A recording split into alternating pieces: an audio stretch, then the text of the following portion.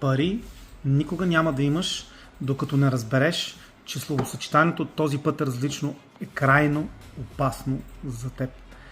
Точно така. Какво имам предвид? Хората в Dotcom балона вярваха, че оценката на акциите вече се е променила. Хората по време на имотната криза през 2008 година вярваха, че цените няма как да паднат. След това се проявиха крипто, след това NFT-та, ММ акции и прочие.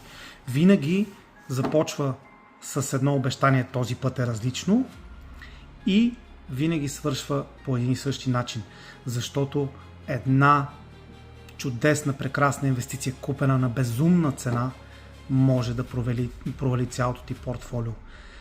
Истината е, че метриките не са се променили стотици години. За повече такива видеа ме последвай или ме напсувай в коментар под това